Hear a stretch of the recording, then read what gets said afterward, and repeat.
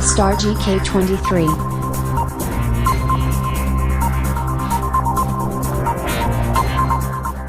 परिचय। एक अध्यापक पहले दिन आपकी कक्षा में आए हैं। आप अध्यापक को क्या कहते हैं? आप सभी अध्यापक को सुप्रभात कहते हैं। मान लीजिए यदि आपके कमरे में सभी दरवाजे बंद हैं, तो आप कैसे जान सकते हैं कि कोई कमरे के सामने से गुजर रहा है? जी हाँ, ये आप उस व्यक्ति के पदचाप की ध्वनि सुनकर जान सकते हैं। इस पाठ में हम ध्वनि के बारे में सीखेंगे। उद्देश्य। इस पाठ के अंत में आप निम्न करने में सक्षम हो जाएंगे। यह समझने में कि ध्वनि कंपन से उत्पन्न होती है। वाद्य यंत्रों के बारे में जानना। वाद्य यंत्रों की ध्वनि को पहचानना। यह समझने में कि ध्वनि मनुष्यों द्वारा कैसे उत्पन्न और संचारित की जाती है। यह जानने में कि ध्वनि संचरण के लिए माध्यम की आवश्यकता होती है या नहीं। द्रव और ठोस में ध्वनि के संचरण को समझना। मानव कर्ण की क्रियाविधि समझना। कंपन के आयाम, आवृत्तकाल तथा आवृत्ति को परिभाषित करना। प्रबलता तथा तरत्व में विभेद करना। श्रव्य और अश्रव्य ध्वनियों की व्याख्या करना। शोर और संगीत में भेद करना। ध्वनि प्रदूषण और उसकी रोकथाम के उपायों को समझना। ध्वनि कंपित वस्तुओं द्वारा उत्पन्न होती है। ध्वनि दबाव का विक्षोभ यानी डिस्टरबेंस है, जो किसी माध्यम द्वारा यांत्रिक तरंगों के रूप में संचरण करता है। जब किसी अणु पर बल आरोपित होता है, यह अपनी विराम या साम्य स्थिति से विचलित हो जाता है और अपने निकटवर्ती कणों पर बल आरोपित करता है।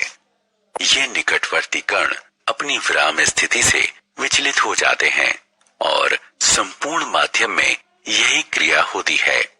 इससे ऊर्जा एक कण से दूसरे कण में स्थानांतरित होती है और ध्वनि का माध्यम से संचरण होता है। किसी माध्यम में एक कण से दूसरे कण में ऊर्जा के स्थानांतरण के द्वारा ऊर्जा संचरण की अवधारणा को यांत्रिक तरंगे कहते हैं। वह ध्वनि तरंगे जो गतिमान कणों के समांतर गति करती हैं, अनुदैर्ध्य तरंगे कहलाती हैं। हालांकि दूसरी तरह की तरंग उत्पन्न करना भी संभव है।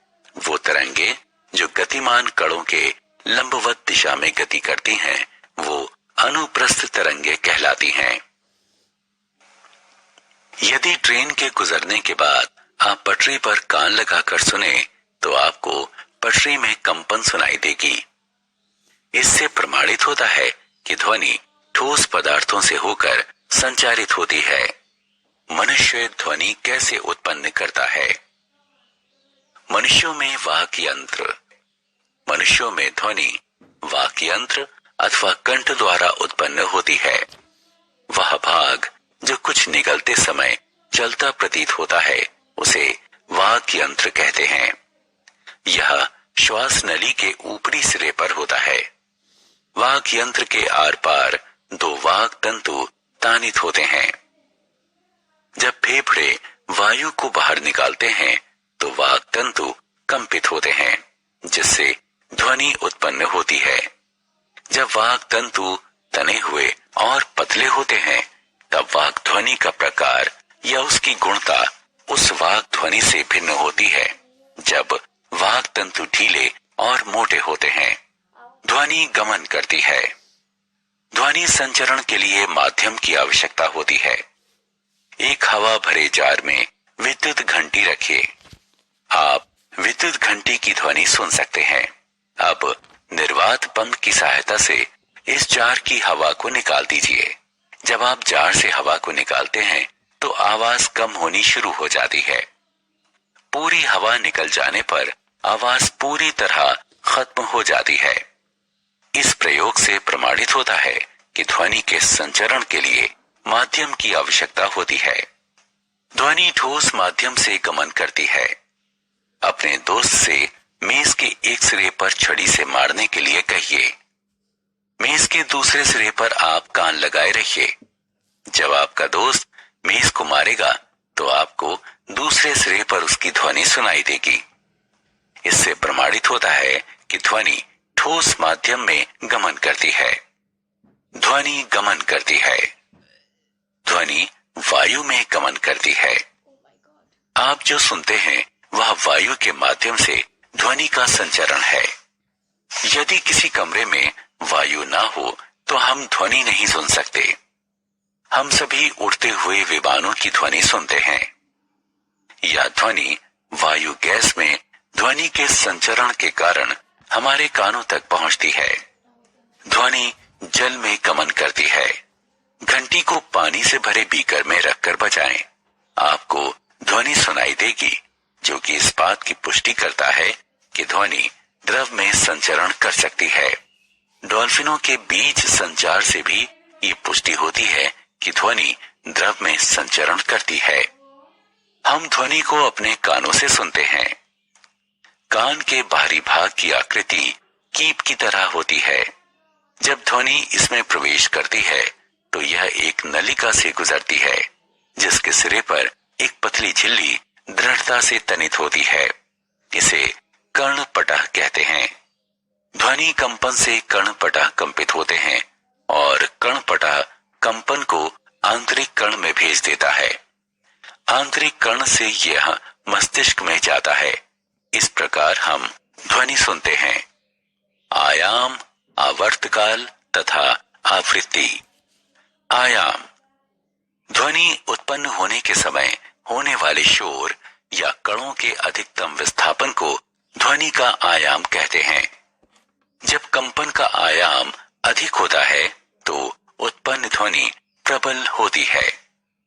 जब आयाम कम होता है तो उत्पन्न ध्वनि मंद होती है। ध्वनि की आवृत्ति।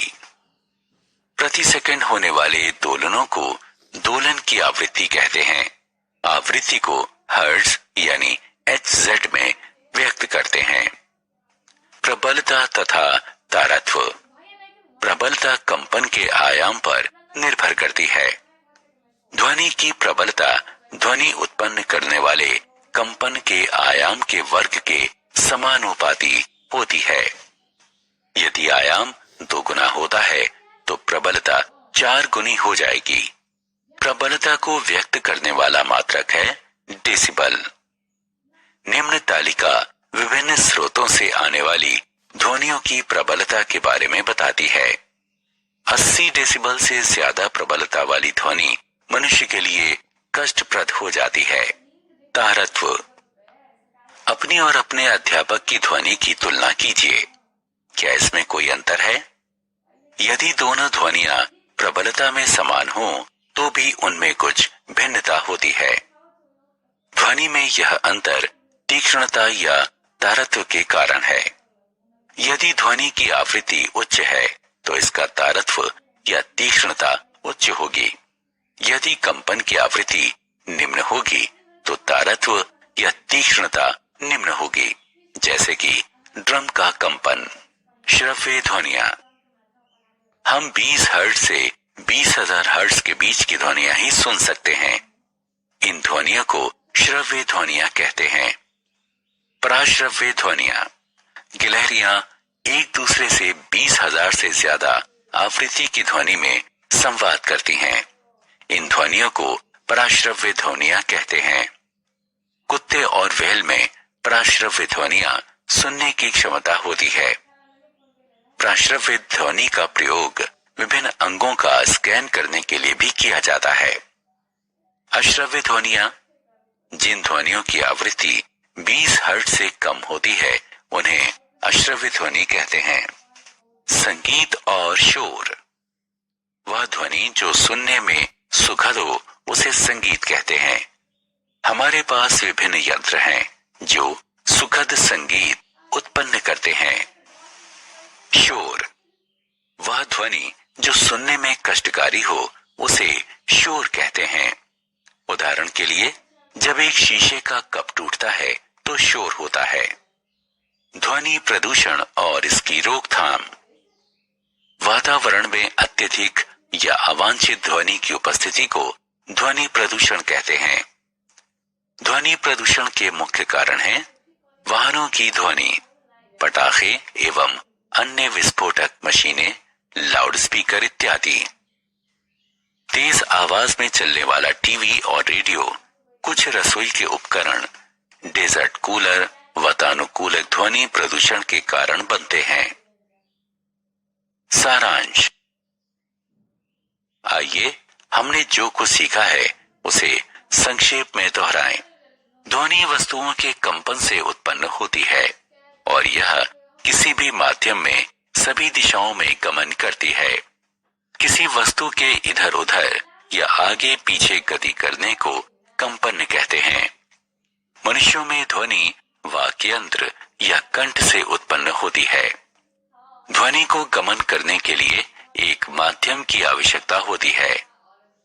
ध्वनि निर्वात में गमन नहीं कर सकती। हम अपने कानों से ध्वनि सुनते हैं।